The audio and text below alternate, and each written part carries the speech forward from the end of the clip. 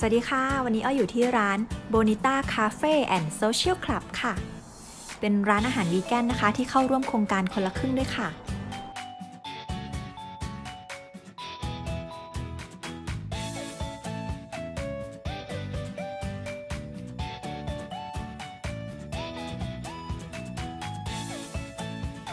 วันนี้อ้อมีนัดกับดร.ประธานหรือดร.โจนะคะกับพี่ยิ้มเจ้าของร้านวิแกนารี่ค่ะฮัลโหลอยู่เนี่ยอยู่โบนิต้าแล้วเนี่ยร้านน่ารักจริงเลยอ่ะถึงแล้วเนี่ยเพิ่งถึงได้เนี่ยเพิ่งถึงได้สักครู่เมนูร้านอาหารนี้เป็นภาษาอังกฤษทั้งหมดเลยนะคะแต่ไม่ต้องกลัวนะคะพี่หนึ่งเจ้าของร้านเป็นคนไทยค่ะสามารถสอบถามได้นะคะว่ามีเมนูอะไรแนะนำหรืออยากทานอะไรเป็นพิเศษค่ะร้านเปิด 9:30 น.ถึง 3:30 น.นะคะหยุดวันอังคารค่ะ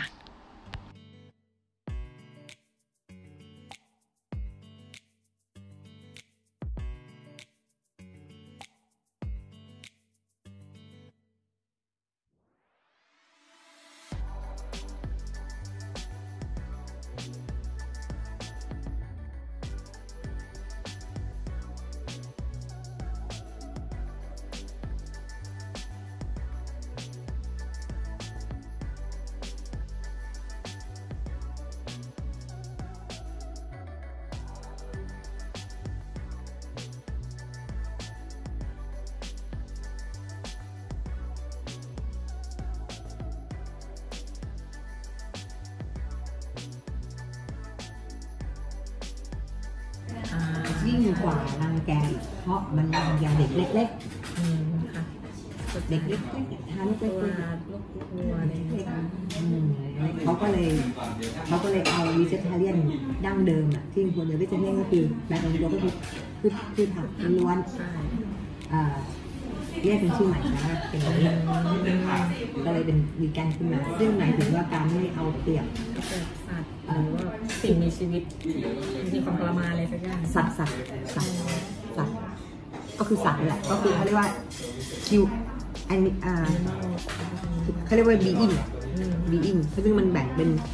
animal being กับ human being แต่ว่าพวกเราเนี่ยคือ being เหมือนกันอันนี้คือเรียกว่าดูจาก planet เลยมันคือ being ก็คือมีตามีใบหน้าเป็นพ่อเป็นแม่ตัวตายหนีตายมีอารมณ์รับเป็นตกใจเป็นเกลียวตายเป็นอะไรไม่ใช่อย่างนี้ใช่คือเราสัตว์ร่วมกันแล้วมีการสมาคมด้วยกันนะมีแบบตั้งสมาคมมีนิสัยส่วนตัวเนี่ยซึ่งเราแต่ต้นไม้ไม่มีสิ่งเหล่านี้ต้นไม้ไม่มีความทรมานความไม่มีแล้วก็อันนี้คืออันเดียวกันเพราะฉะนั้นแต่ว่าเรามองข้ามไปแล้วก็เลยเรียกแบบ awareness ตรงนี้มาซึ่งมันตรงกับธรรมชาติมันเป็นหลักธรรมชาติใช่ศาสตร์เป็นศาสตร์ธรรมชาติเป็น10ด้วยใช่ไหมแล้วบังเอิญมันมาตรงกับสิ่งข้อที่1ของศาสนาพุทธมันบังเอิญแต่ว่าเขาไม่ได้เกี่ยวข้องกับศาสนาพุทธเลยเพราะมันเกิดที่ประเทศอังกฤษนะแต่ว่ามันเอามามันก็นิสุมก็เชื่อมโยงกับทุกศาสนาได้เพราะมันเป็นแก่นแท้ของชีวิตของเราร้านนี้ไม่รังแกตัวเองเข้าใจค่ะแค่นั้นเองโดยทุกรูปแบบแต่ว่าเนื่องจากเราการรังแกรูปแบบทั่วไปของคนทั่วโลกก็คือการกินแต่จริงๆมันยังมีการใช้อยู่มันมีการเรื่องของการเล่นอย่างนี้การล่าสัตว์กินนี่มันก็ครบเวอร์หลบลิ้นนิดนึงแล้วนะคนไทยก็ชนไก่ชนไก่ชนเนื้อแล้วก็ซึ่งมันเล็กๆน้อยๆนะได้หนูม้าแข็งอะไรไม่ใช่หมดแหละยิ่งต่างประเทศม้าแข่งเสร็จปุ๊บม้าตัวไหนแพ้ท่าไก่ชนตัวไหนแพ้ท่าโอ้น่าสงสารแพ้ดีนะใช่ไหมจริงคนชนไก่เป็นอย่างนี้หมดพี่ต้องแพ้ดีนะกูก็ลงมองแค่นั้นมีหาเงินให้ไม่ได้โหดที่มันเป็นเหนือเป็นมันเขาเรียกว่าเป็นการเอาเปรียบก็มีขวานั่นเองซึ่งตรงเนี้ยแต่ว่าในที่สุดเนี่ยหมายถึงว่าผลจุดจบของการเอาเปรียบผู้ด้อยกว่ามันมีจุดจบทุกอย่างมันมีจุดจบอยู่คราวนี้จุดจบเนี่ยมันอยู่ที่มันจะไปตรงกับเรื่องของคนกินเจมันจะไปตรงแต่นี่เขาพิสูจน์แล้วทาง UN พิสูจน์แล้วตั้งแต่สมัยในบันคีมูน เขาประกาศมาเลยเรื่องภัยพิบัติอาจารย์เรื่องพวกนี้ผมเคยพูดเนี่ยเมื่อ3 ปีที่แล้วที่เยอรมันงาน WHO ประชุมโลกที่เยอรมันก็พูดไปแล้วเรื่องนี้ผมก็เป็นคนพูดก่อนนะบอกกันดูดีๆนะภัยร้ายเนี่ยจะถูกรีลีสออกจากภูเขาหิมะใช่ก็เพราะว่ารู้ไหมอู่ฮั่นจริงๆอู่ฮั่นเราจริงๆเนี่ยคือมันไม่ใช่ข้างคาวไม่ใช่อะไรหรอกแต่นั่นมันเป็นเรื่องแต่งนั่นเองของฮอลลีวูดที่ว่าข้างคาวนะที่มันถูกทำลายป่าแม้ลักษณะข้างคาวมันเข้ามาในเมืองอพยพมาในเมืองพอมันเข้ามาอยู่ในเมืองเนี่ยอย่างว่าแหละบางทีมันก็จะไปเลี้ยงสัตว์เลี้ยงอะไรพวกนี้มันก็จะอยู่ชานเมืองเพราะมันถางป่าเนี่ยมันก็เห็นแสงเห็นแล้วมันก็มาอยู่กันฟาร์มเลี้ยงไก่ฟาร์มเลี้ยงหมูแล้วมันก็มากินแล้วก็มาฉี่แล้วก็เยี่ยวรถใส่ถังของใส่ข้าวหมูใส่อะไรแล้วพอคนไปกินไปกินหมูไปกินอะไรสุดท้ายก็ติดโรคโควิดฉะนั้นถ้าจะบอกพูดได้ไหมว่าโควิดเนี่ยเกิดจากอะไรติดจากอาหารไหมค่ะถ้าติดจากอาหารต้องคุณระวังอาหารมากกว่าลมหายใจด้วยไหมหรือว่าเราอาจจะให้ราคามันเท่ากันเรื่องอาหารถูกป่ะใช่และอย่างหนึ่งเนี่ยแต่ว่าหลายคนเนี่ยนักวิทยาศาสตร์หลายคนที่เขาเป็นหมอเนี่ยนักระบาดวิทยาเนี่ยเขาเป็นคนพบเขาบอกมันไม่ได้เกิดมาจากพวกค้างคาวมันเกิดมาจากอาหารทะเลผมพูดอย่างนี้แล้วถ้าเกิดมาจากอาหารทะเลเนี่ยเพราะว่าไวรัสเนี่ยมันอยู่ในน้ำมันคนไปกินเนี่ยของกินของพวกปูปลากุ้งหอยเนี่ยกินเสร็จแล้วมันก็คนก็เอาขึ้นมากินกันต่อแล้วมันก็ติดซึ่งมันเป็นไปได้ไหมมันก็เป็นไปได้ทั้ง2 อย่างแหละแต่นักระบาดวิทยาเขาบอกว่าตลาดสดอู่ฮั่นเนี่ยจริงอยู่เขากินไอ้ที่มันบ้าๆบอๆเยอะสัตว์บกเช่นลิงไอ้สัตว์ป่าเนี่ยแบบนี้แต่เขามองดูแล้วเนี่ยถามว่ามันมีหลายโรคนะโรคระบาดที่มีอยู่หลายโรคเลยเนี่ยมันติดเฉพาะสัตว์ไม่ติดคนเห็นไหมแล้วถ้ามันมาเป็นในคนก็คือไม่ต้องคุยก็คือเป็นโรคใหม่โรคระบาดใหม่แต่ตอนนี้เนี่ยเขาบอกว่าไอ้โรคโควิดเนี่ยจริงๆเขาบอกมันติดมาจากสัตว์น้ำเพราะว่าอู่ฮั่นเนี่ยมันชาวประมงส่วนใหญ่เนี่ยแล้วมันก็เอาขึ้นมาแล้วแต่เนี้ยไอ้คนที่จับเนี่ยไอ้คนที่จับมันจะมีอะไรกินอ่ะมันก็กินปลากินพวกสัตว์น้ำที่มันจับได้แล้วเขาบอกว่าเริ่มต้นเลยเนี่ยคือคนเป็นหวัดเนี่ยก็คือคนชาวประมงเนี่ยที่เป็นแล้วก็เสร็จแล้วก็ขึ้นมาอู่ฮั่นมันมีแม่น้ำเขาเรียกว่าแม่น้ำแยงซีเกียงไหลใช่ไงนี่แล้วตอนนี้เขาบอกว่าติดก็คือในกรณีก็ติดทั้งคนติดทั้งอาหารก็คือสัตว์น้ำใช่แต่ตอนนี้เนี่ยคนมาตรงนี้ก็ไม่รู้ทำไมคนไปมองถึงสัตว์ป่าอะไร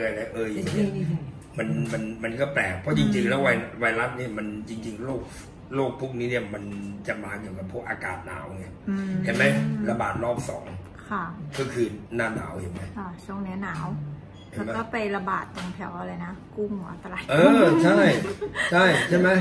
ตอนนี้ไวรัสไอ้พวกนี้รู้ไหมว่าเมื่อ10,000 กว่าล้านปี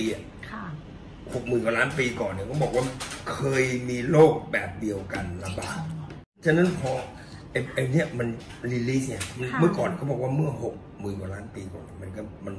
นเคยมีอย่างเงี้ยไวรัสแล้วมันก็ระบาดแล้วจนนั้นในโลกใบนี้ทั้งใบเลยเขาบอกไม่มีสิ่งมีชีวิตเหลืออยู่เลย60,000 ล้านปีก่อนนักระบาดวิทยาเนี่ยเขาพูดให้ฟังนะพูดอยู่ที่เมืองนอกนะที่เยอรมันนะครับเขาบอกมันเคยมีมาก่อนเขาก็ไม่รู้แต่ว่าเขาก็รู้ใครๆก็รู้เพราะว่าเรื่องทั้งเรื่องคือภาวะโลกร้อนเป็นเหตุเลยภาวะโลกร้อนเป็นเหตุเลยคือพอภาวะโลกร้อนเป็นเหตุปั๊บโลกหลายๆโลกเนี่ยซึ่งมันเคยเป็นเบอร์ 1อ่ะเคยฆ่าล้างโลกอ่ะเคยระบาดล้างโลกมาแล้วอ่ะมันถูกพอทุกอย่างสรรพสิ่งเนี่ยชีวิตมันน้อยไอ้พวกนี้มันเป็นเพียงแค่อนุภาคอ่ะวันรับมันเป็นเพียงอนุภาคอ่ะมันเป็นเหมือนแบบที่มันคือมองไม่เห็นต้องส่องกล้องอ่ะเขาเรียกอนุภาคอ่ะมันแน่นอนว่าในโลกนั้นผมมันไม่มีอะไรอยู่โลกมันก็เย็นลงพอมันเย็นลงปั๊บเนี่ยหิมะน้ำแข็งมันก็ยิ่งเพิ่มขึ้นแต่พวกนี้มันก็โดนฟีด พอมันโดนฟีดเนี่ยมันก็อยู่ใต้ทะเลมันก็ไม่ต่างเลยกับหมอโคงที่ไปอาละวาดไปอยู่ไรพอมันเริ่มโดนรีลีสเนี่ยมันรีลีสปั๊บเนี่ยพวกนี้มันก็เชื้อโรคพวกนี้มันก็ไหลไปกับน้ำมันก็ไหลไปกับน้ำมันก็ไหลลงทะเลก็ไหลลงทะเลเนี่ยเป็นอะไรที่รู้อยู่จะสะอาดจะสกปรกลงทะเลมันก็ทำไม่สะอาด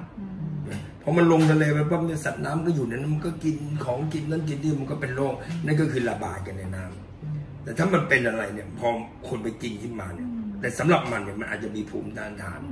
แต่สำหรับเราไม่มีภูมิต้านทานแล้วรู้ไหมว่าไอ้พวกไฟเซอร์เนี่ยมันผลิตวัคซีนมามันก็คือง่ายๆเลยนะหลักการเดียวกันกับพวกอะไรไข้ทรพิษก็คืออะไรไหมเอาโคโรนาไวรัสไปฆ่าเสร็จเรียบร้อยปั๊บเนี่ยก็เอามาฉีดใส่คนพอฉีดใส่คนเสร็จแล้วให้มนุษย์ได้สร้างภูมิต้านทานของตัวเองนั่นเซรุ่มมูเหมือนกันคือคำว่าวัคซีนจำไว้เลยคือวิธีของมันเนี่ยมันก็เอาเกลือจิ้มเกลืออย่างนั้นน่ะนี่ก็เหมือนกันนี่ก็เหมือนกันแต่ตอนนี้ประเด็นก็คือว่าถ้าไวรัสมันไม่กลายพันธุ์ฉีดลงไปโอเคฉีดอะไรไปร่างกายก็สร้างภูมิมันนั้นขึ้นมาป้องกันแต่ถ้าไวรัสอะไรที่มันกลายพันธุ์ไปแล้วมันร้ายกว่านี้มันกระสู้ไม่ได้เข้าใจไหมเนี่ยของไอซีโนเฟกเนี่ยมันก็ใช้วิธีนี้เนี่ยมันก็เอาโคโรนามาฆ่าเสร็จแล้วตาแล้วก็ฉีดใส่คนเพื่ออะไรคนก็พอเจอปั๊บก็สร้างภูมิต้านทานเม็ดเลือดขาวแข็งแรงก็มาสู้กับมันแล้วมันก็หายก็แค่นั้นเองตอนนี้ประเด็นก็คือว่าตอนนี้มันกลายพันธุ์ไปแล้วยิ่งมาจากอังกฤษเนี่ยกลายพันธุ์เลยนะเป็นเร็วด้วยเขาบอกไม่ต้องถึง4 วันด้วย2 วันก็เป็นเลยตัวร้อนเลยเป็นไข้เลยแล้วตอนนี้มันเก่งด้วยทีนี้มันหุ้มเกาะเบอร์ 1มาด้วยแล้วมันยังเป็นตัวนิ่มๆมันนะตอนนี้มันหุ้มเกาะเบอร์ 1มาด้วยนะคำว่าโลกร้อนเนี่ยขอพูดเป็น2 เดือนแหละอันนี้เป็นขึ้นปฐพีขึ้นโลกข้างล่างปฐพีและข้างบนเราอยู่ตรงกลางถูกสังวิทย์ประกบเลยทีนี้ข้างบนเนี่ยอาจจะรู้อยู่แล้วเนาะแต่ว่าโอโซนเสียอะไรบ้างนะเพราะว่ามันทำปศุสัตว์ที่เขาแนะนำใช่โลกมันลอยอยู่ภูเขาที่ของนี่เป็นเหมือนน็อตน่าจะพุงกลาง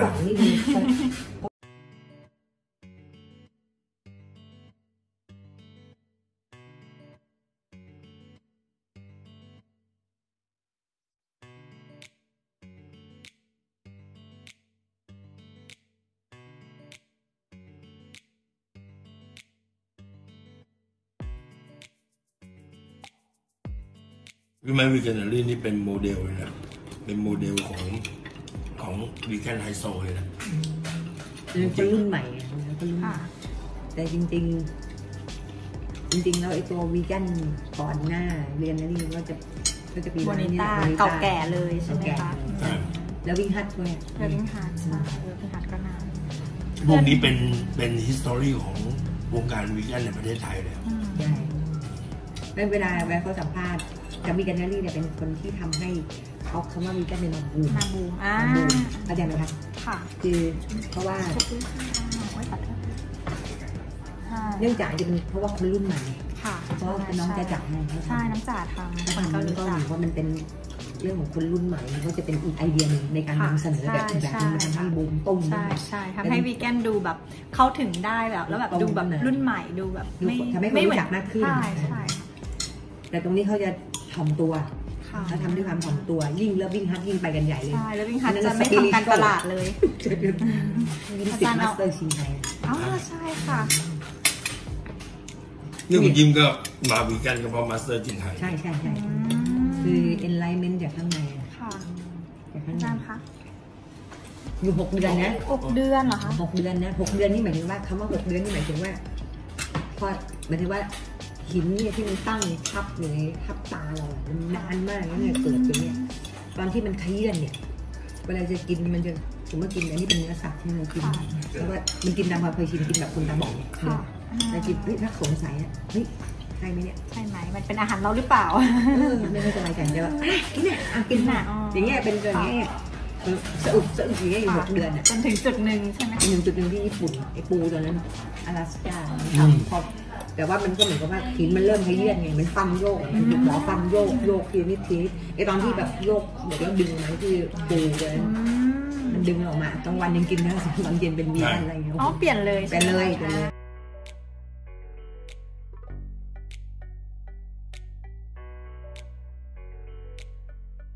คุณหนึ่งครับ เรียกคุณหนึ่ง เนื้อเจเนี่ยเบอร์เกอร์นี่ของที่ไหนอ่ะ อ๋อ ทำเองไม่ได้ซื้อโรงงานเลยนะ เชื่อได้ ทำจากผักหมดเลยเรียกอะไรเต้าหู้ เอาเต้าหู้มาปั่นไม่ให้เหลือหน้าเต้าหู้เลยไม่รู้เลยค่ะว่าคืออะไร อร่อย อร่อย รู้ป่ะผมไป5 ประเทศมานะ แล้วแต่เราเชื่อมันแล้วกลับมาเนี่ยตอนกลับมาเนี่ยไอ้ที่ไปประชุมกันหมดมีคนติดโควิดทั้งนั้นเลย เป็นตัวบอกไม่สม ไม่ผมไม่ตรวจแล้วไปตรวจนะแต่ผมมาไปตรวจมาแล้ว ไม่เป็นเนกาทีฟแล้วเสร็จแล้วเขาก็ถามผมบอกเขาบอกพอดีหมอด้วยนะเขาบอกไม่ต้องไปถามมันหรอกบอกทำไมมันเป็นวีแกนมันไม่ติดหรอกมันรู้มันไม่ติด เลือดเป็นด่าง แล้วเสร็จแล้วผมก็มาเนี่ยให้สถานทูตจองรู้ไหมจะกลับมาต้องสถานทูตจองตั๋วให้นะจองที่นั่งให้นะถ้าสถานทูตนะไม่มีลิสต์ให้นะขึ้นเครื่องบินไม่ได้แล้วผมก็ไปฟิตแอนด์ฟลายเรียบร้อยแล้วก็ไปตรวจนะแล้วเสร็จแล้วก็ไปแล้วก็จองโรงแรมควอลันทีนเนี่ยยังโทรมาหาคุณยิ้มเลยเนี่ยบอกเนี่ยนอนควอลันทีนอยู่นี่15 วันอ่ะรู้ไหมแล้วผมนี่ตรวจอีก3 ครั้งนะทั้งหมด4 ครั้งนะไม่ติดเลย เพราะเราเนี่ยเป็นวีแกน อยู่ที่โรงพยาบาล4 วันแรกตรวจครั้งหนึ่งแล้วหลังจากนั้น3 วันตรวจครั้งหนึ่งแล้วก่อนออกตรวจอีกครั้งหนึ่งแล้วมันก็ให้ใบเซอร์มาเลย ตรวจผีนะ ใช่แล้วเรียบที่ไปกับผมเนี่ยพวกลูกศิษย์พวกนักเรียนที่ไปกับผมไม่มีคนไหนติดสักคนหนึ่งเลยทั้งที่มาจากแหล่งที่เขาติดกันทั้งนั้นเลยดังนั้นนะคุณหนึ่งไม่ต้องกลัวเราถ้าเราเป็นวีแกนจริงๆนะไม่นมเนยไข่ชีสจริงๆนะไม่ต้องกลัวไม่ต้องกลัวเลยเพราะว่าอะไรไหมเพราะเรื่องเรามันเป็นเราไม่เป็นมันไม่ใช่แหล่งเพาะเชื้อของโควิดต้องพูดอย่างเงี้ย ดีเลยลูกค้าหนึ่งมานี่เดี๋ยวนี่เลยใช้แผนนี้เลย ใช่ใช่ค่ะ ไม่อยากติดโควิดกินเจแบบ ถูกต้อง จะเอานี่ดูปีเตอร์คัมสวันเขามาที่เมืองไทยเป็นคนสวีเดนอันนี้เขามาจากสวีเดนมีแฟนเป็นอินโดนีเซียก็เลยแอดเฟรนด์กันคนนี้วีแกนใช่ไหมวีแกนออร์แกไนเซชันสเปนคนนี้เขาติดโควิด29 ต่อคอ just test positive for COVID even though I have not eaten animal for 8 years the direct consequence impact us all แปลว่าเขาก็บอกว่าเขาเป็นเนี่ยเขาก็ไปตรวจแล้ว positive โอเคอันนี้คือ29 ต่อคอ 29 ตุลาโอเค แล้วหลังจากนั้นวันที่5 พยก็อาทิตย์หนึ่งค่ะอาทิตย์หนึ่งtest again and COVID is now gone from my system ไปแล้ว I continue to be safe primarily by not sponsoring the industry อะไรอย่างเงี้ยในวันป้าไปแต่ว่าเห็นไหมอาทิตย์เดียวใช่ดังนั้นนะผมบอกเลยว่าหน้ากากคือการแก้ปัญหาไหมแก้ถุงมือแก้ปัญหาไหมแก้ปลายเหตุแต่ไม่ใช่ต้นเหตุต้นเหตุคือเราต้องสร้างภูมิให้ตัวเองขนาดมันฉีดวัคซีนลงไปเราจะต้องช่วยเหลือตัวเองเลยอย่างนี้ไม่ฉีดวัคซีนไม่มีทางนี่ไงวัคซีนเรานี่ไงอาหารเป็นยาคืออะไรก็ได้ที่ทำให้เรื่องเราเป็นด่างอย่าให้มันเป็นกฎแก้นั้นเลยเนี่ยคนเรามันชอบแก้กับปัญหานั้นไปเหตุมันไม่แก้ปัญหานั้นต้นเหตุเนี่ยแล้วนี่แหละก็คือปัญหาต้นเหตุนี่ต้นเหตุกินมันซะที่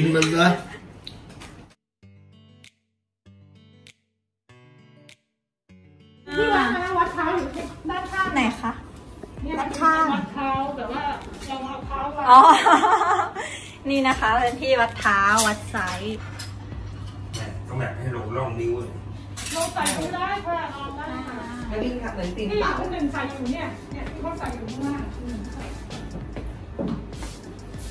ที่นี่มีรองเท้าวิ่งมาราธอนขายด้วยนะคะ เนื่องจากคุณเคสามีชาวญี่ปุ่นของพี่หนึ่งเป็นนักวิ่งมาราธอนค่ะ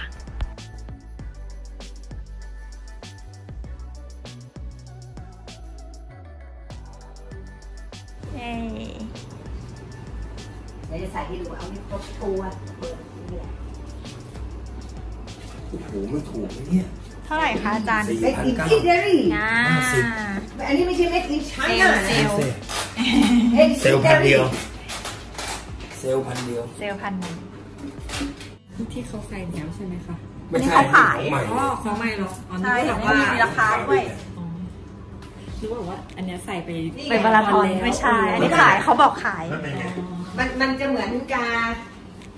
ค่อนข้างจะใกล้ชิดกับพื้นดิน ที่สุด ใช่รู้สึกใกล้ชิดกับพื้นดิน มีเหมือนเป็นร่องนิ้ว ใช่แล้วก็ ดูสิคะ แล้วก็ เดินอยู่ในนี้ พื้นมันหนาไม่หนา มั มันจะพอดีมันจะทำให้รู้สึกว่าเราเหยียบ เหยียบพื้น โลก จริง พื้นติดพื้น พื้น ๆพื้นจริง ใช่ ๆ แล้ววันนี้มันจะอันนี้มันจะนิ่งกว่าตอนทำในเล่นเจแปนนิดนึงนะ มีเบอร์อะไรบ้างอ่ะมีเบอร์อะไรบ้างอันนี้คือไม่ต้องใส่ถุงเท้าใช่ไหม นี่คือถุงเท้าแล้วค่ะ อ๋อถุงเท้าในตัวเหรอคะ ใช่ถ้าใส่รองเท้ามันจะใส่ไม่ได้ไง จะแน่นไป ใช่ ใส่ไม่ได้ อ๋อ มันเป็นนิ้วเลย อยู่ใน ใช่ค่ะ ซ้ายมานี่ให้ดู มันไม่ได้ใส่อะไร หายอยู่ป่า อ๋อ คือมันแค่รองรับแค่เศษกรวดเศษหิน ค่ะเนาะป้องกันรองเท้าเราบาดเจ็บ ใช่ใช่แค่นั้นเองจริงไม่ได้ซัพพอร์ตอะไรเลย ค่ะ อืม ดีจัง 3 โมง แต่อันนี้เนี่ยปีนเขาได้ถ้าใส่ถ้าเป็นอย่างนี้ แต่อั คุ น ณ นี้ ยากมันไม่ค่อยมี อันนี้ไม่ซัพพอร์ตอะไรเลย อ๋อใส่ปีนเขาได้ อันนี้ปีนเขาได้ อันนี้ปั่นจักรยานดำน้ำลงไปในน้ำยังได้เลย โอ้ แต่อันนี้เนี่ยเอาไว้จ็อกกิ้งเฉย คือ ๆเล่นโยคะ อืม ใช่ เขาบอกแม่ อันนี้ก็วิ่งได้นะทั้งวิ่งมาราธอนได้นะค่ะฮะก็ดูพื้นเขาก็จะหนานิดนึง แต่เขาจะไม่มีตะปุ่ม จริงๆ มื้อเที่ยงวันนี้เราคุยกันเยอะมากเลยค่ะ แต่ว่าคลิปนี้ขอจบเพียงเท่านี้ก่อนนะคะ ถ้าใครชอบฟังอาจารย์โจกับพี่ยิ้ม ช่วยกดไลค์กดคอมเมนต์เยอะๆเลยนะคะ เดี๋ยวอ้อจะมาต่อคลิปหน้าค่ะ ถ้าชอบคลิปวิดีโอนี้ก็อย่าลืมกดแชร์และกด Subscribe ติดตามช่อง I am all ไว้ด้วยนะคะ ขอบคุณมากค่ะ